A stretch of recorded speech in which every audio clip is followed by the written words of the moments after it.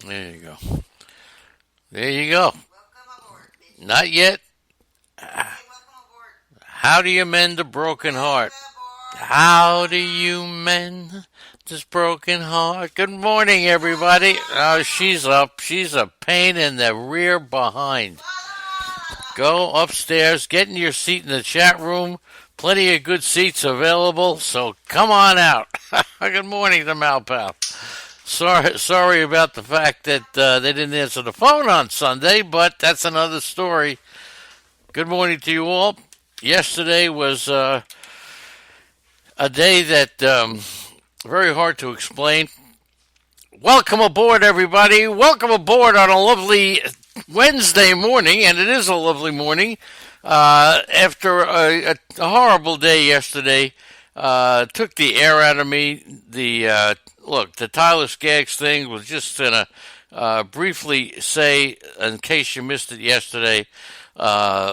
It was just Tyler Skaggs cannot die. Bryce Harper cannot die. These players cannot. It reminds me of a story that a sports writer once told me. This writer was very much afraid of flying. He had a fear of flying. He almost quit his job when he found out that he would have to fly numerous times each year to be on site. All of a sudden, one day, he finds himself in a plane, and he realizes that he doesn't have any fear at all. Nothing. Nothing bothered him. He was absolutely, totally at ease, and the reason is that he was on a plane with the Chicago Bulls, and when he realized that the Chicago Bulls were on a plane, he also realized that there's no way there'd be a headline in the newspapers that the Chicago Bulls plane went down and all members of the team were killed. So he felt totally safe in the fact that when he was on the plane, and you'll see, you get on the plane with a celebrity, like Cha-Cha or somebody, and you feel almost invincible on that plane ride, right? It really is true. And when all of a sudden you read that Tyler Skaggs passes away, you realize that, that plane could go down. And then you get a little anxiety. Anyway, once again, our condolences to everybody who followed Tyler Skaggs, knew who he was, and realizes how devastating his death was to so many people.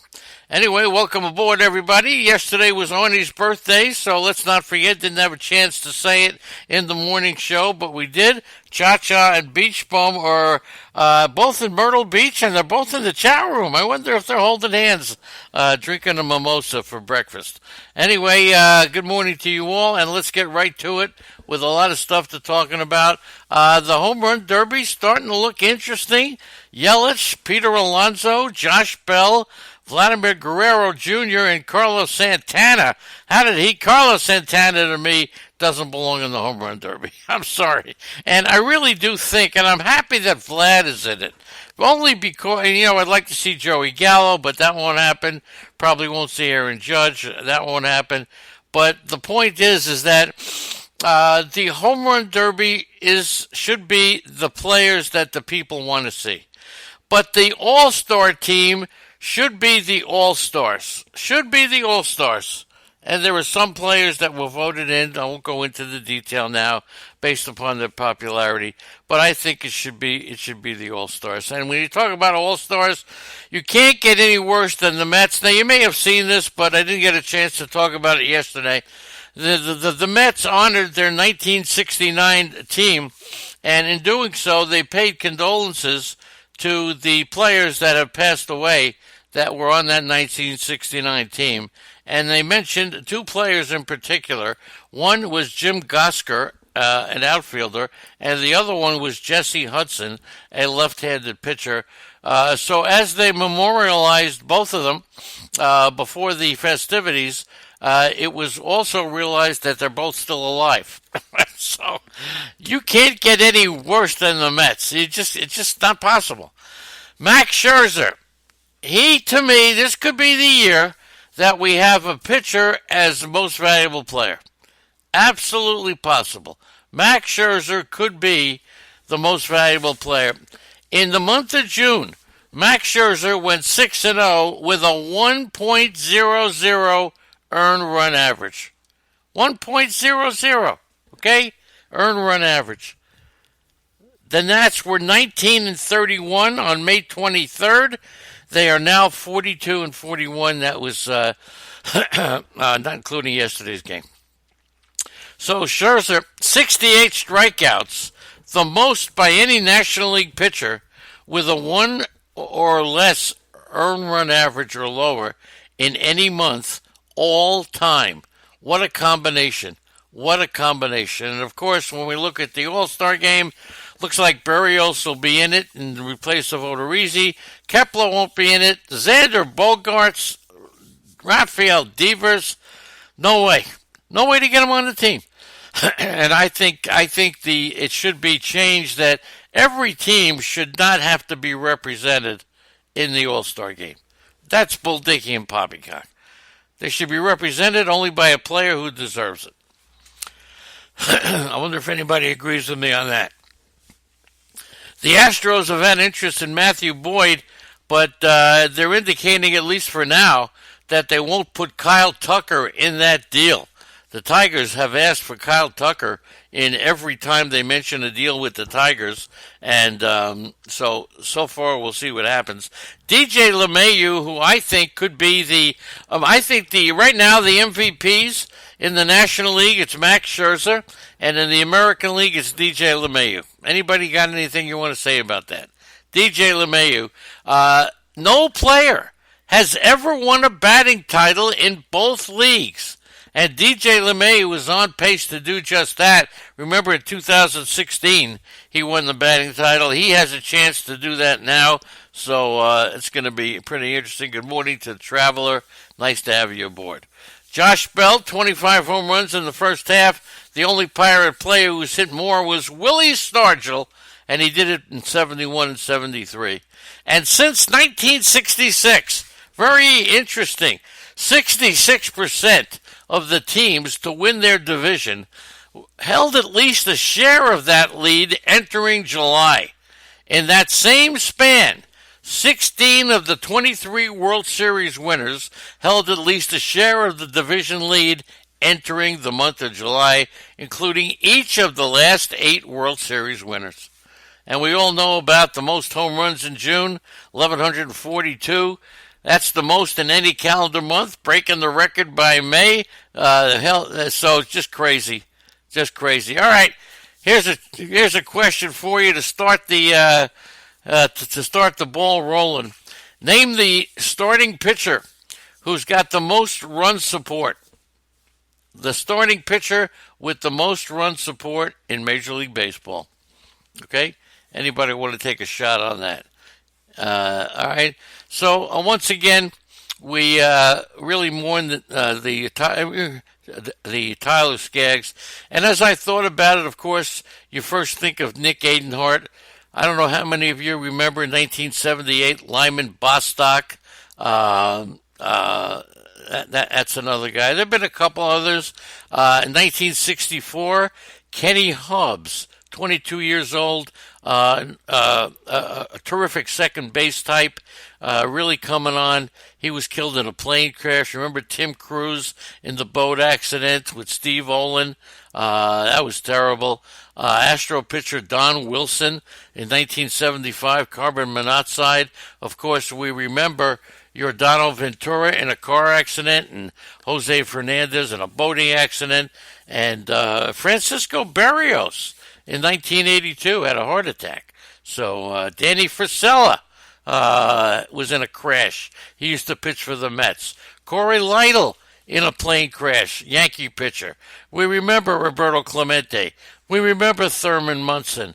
We remember Pittsburgh pitcher Bob Moose, who died in 1976 in a car accident.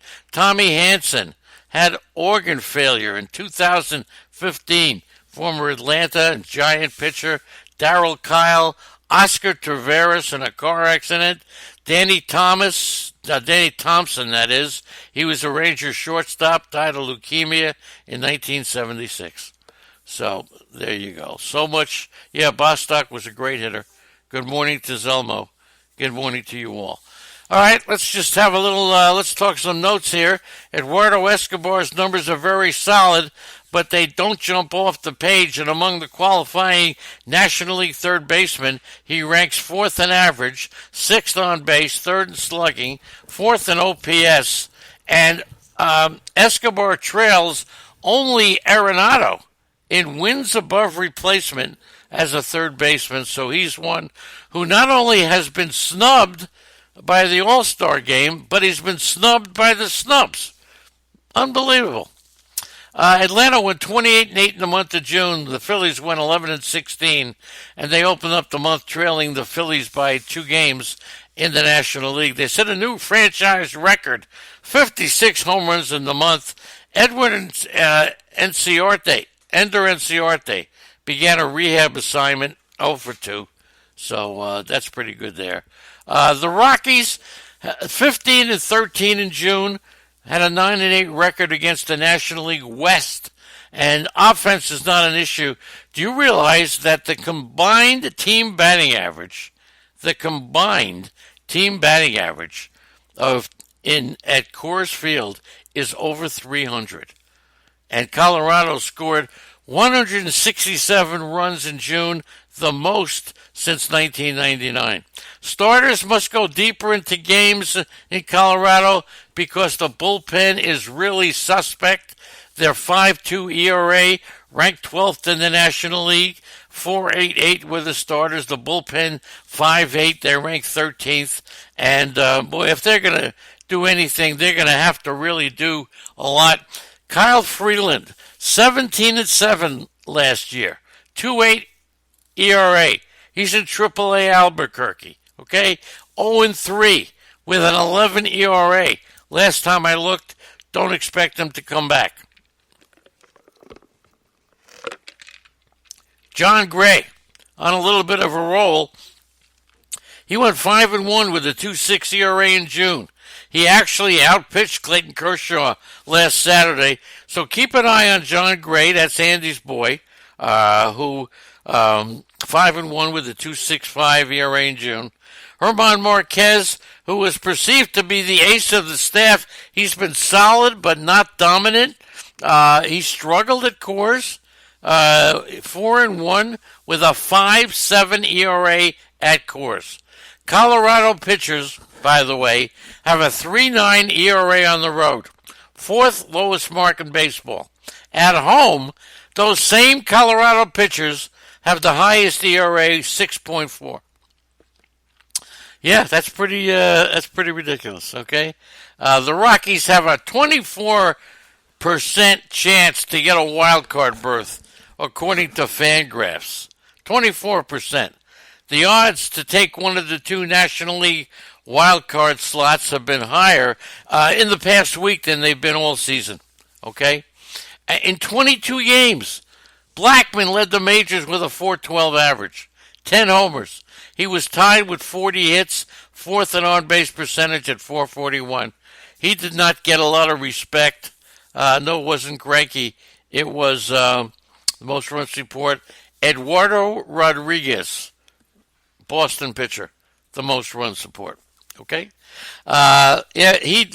Blackman just did. He recorded a streak of 5 consecutive games with at least 3 hits. That was from June 13th to 18th. Ted Sizemore had a 5-game streak similar back in 1970, and that's about it. So, Blackman, a little underrated this year. I remember last year when he was taken before Bryce Harper. A lot of people, Chandler actually took him before Bryce Harper. The Dodgers, as they're constructed, about 30 days before the trade deadline, Sean Kelly, very important. And he's just starting to come into his own. But the Giants have Will Smith, Tony Watson. Kansas City's Jake Dykman is another guy that the Dodgers are looking at. Julio Urias has recently